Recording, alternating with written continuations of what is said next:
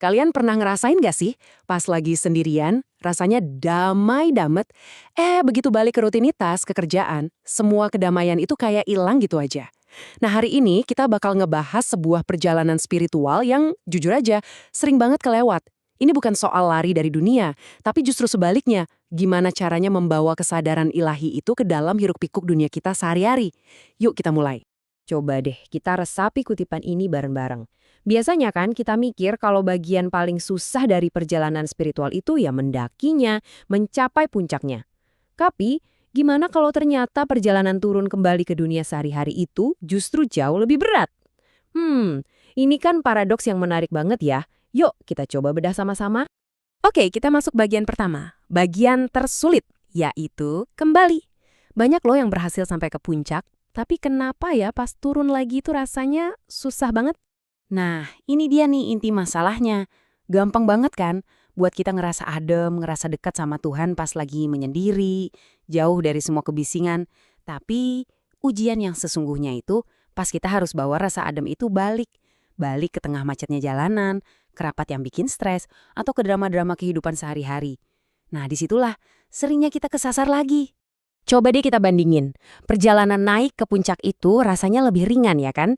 Kita menuju keheningan, kejernihan. Sebaliknya, pas perjalanan turun, kita langsung dihadapkan sama kebisingan, ego kita sendiri, dan semua tanggung jawab duniawi. Inilah yang bikin perjalanan kembali itu rasanya jauh-jauh lebih berat.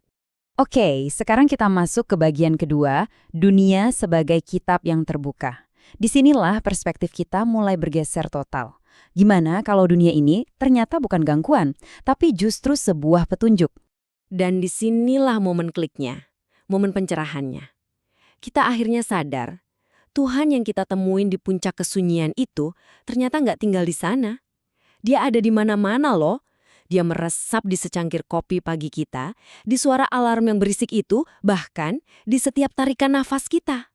Ini metafora yang indah banget ya kan? Dunia itu bukan lagi gangguan. Dunia jadi semacam kitab yang terbuka. Setiap kejadian, bahkan yang paling sulit sekalipun, itu ibarat ayat yang menyingkap sesuatu tentangnya. Kalau aja kita mau meluangkan waktu buat membacanya. Terus, di mana kita bisa nemuin halaman-halaman dari kitab ini? Jawabannya, bukan lagi di tempat-tempat yang jauh dan sepi. Tuhan itu ditemukan dalam tawar yang anak-anak, dalam debu pasar yang sibuk, dalam dekapan hangat seorang ibu. Bahkan dalam sepiring nasi sederhana di depan kita. Dan bahkan dalam rasa sakit yang pernah kita rasakan. Seluruh kehidupan sehari-hari kita inilah panggung kehadirannya. Lanjut ke bagian ketiga, menemukan sunyi di tengah kebisingan. Pertanyaan besarnya sekarang, gimana caranya kita bisa menjaga ketenangan batin ini sementara dunia di sekitar kita berisik banget? Coba deh bayangin ini. Di luar, kamu mungkin lagi ada di tengah keramaian, ngobrol, kerja, sibuk. Tapi di dalam diri kamu ada sebuah ruang yang hening, damai, dan sama sekali nggak tersentuh sama semua kekacauan di luar. Nah, inilah yang dimaksud dengan batin yang tetap sunyi. Tapi penting banget buat dipahami ya, ini bukan sunyi yang hampa atau kosong loh. Ini adalah sunyi yang hidup. Maksudnya, sebuah ruang batin yang justru terasa penuh, bergetar, di mana kita bisa jadi lebih peka buat ngerasain kehadirannya. Rasanya tuh kayak ada ketukan lembut di dinding-dinding jiwa kita.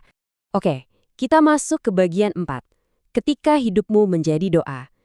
Jadi, saat kita udah bisa menjaga kesunyian batin itu, ada sesuatu yang luar biasa banget yang terjadi. Setiap tindakan kita, setiap gerak-gerik kita, mulai terasa seperti sebuah ibadah.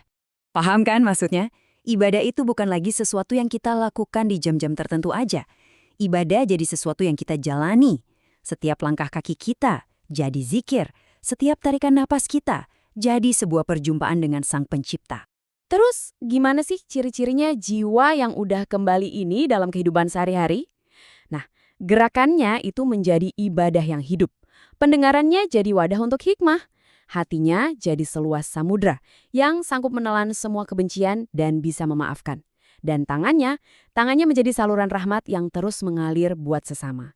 Intinya, orang ini tuh udah nggak lagi hidup buat dirinya sendiri. Dia jadi semacam instrumen. Sebuah saluran yang bersih di mana kehendak ilahi, cahayanya, dan cintanya bisa bekerja di dunia ini. Ya, lewat dirinya. Dan sekarang, kita sampai di bagian terakhir. kebenaran terakhir yang lembut. Kita sampai di puncak pemahaman dari seluruh perjalanan ini. Di titik di mana jarak antara kita dan Tuhan itu mulai melebur jadi satu. Kita kan sering banget ya dengar atau mungkin kita sendiri yang bilang, aku ingin merasa dekat dengan Tuhan. Ini niat yang baik banget, tulus. Tapi, coba deh kita lihat kalimat ini lebih dalam lagi. Sadar nggak? Tanpa kita sadari, di dalam kalimat aku dekat dengan Tuhan, itu sebetulnya masih ada jarak. Masih ada aku di sini dan Tuhan di sana. Walaupun dekat, tetapi aja ada pemisahan. Nah, ini dia jebakan ego yang super halus. Dan inilah realisasi puncaknya. Kesadaran tertinggi itu ternyata bukanlah aku dekat dengannya, tapi sebuah pemahaman bahwa tidak pernah ada jarak sama sekali. Aku tidak pernah keluar dari Allah, dan Allah tidak pernah pergi dariku. Kita ini satu aliran yang sama, tidak terpisahkan. Jadi, inilah intisari dari semua ini. Makrifat yang sejati itu ternyata bukan tentang lari dari dunia yang riuh ini buat nemuin Tuhan. Bukan. Tapi tentang menemukannya, ya di sini saat ini juga, dan membawa kesadaran surga itu ke dalam setiap langkah kita di muka bumi. Sebagai penutup, yuk kita renungkan pertanyaan ini sama-sama. Gimana kalau hidup ini sebetulnya bukanlah sebuah pencarian yang melelahkan? Gimana kalau kita cuma perlu berhenti sejenak, tarik napas dalam-dalam, dan menyadari bahwa Dia yang selama ini kita cari ternyata nggak pernah pergi kemana-mana. Dia selalu ada di sini, menunggu untuk kita sadari.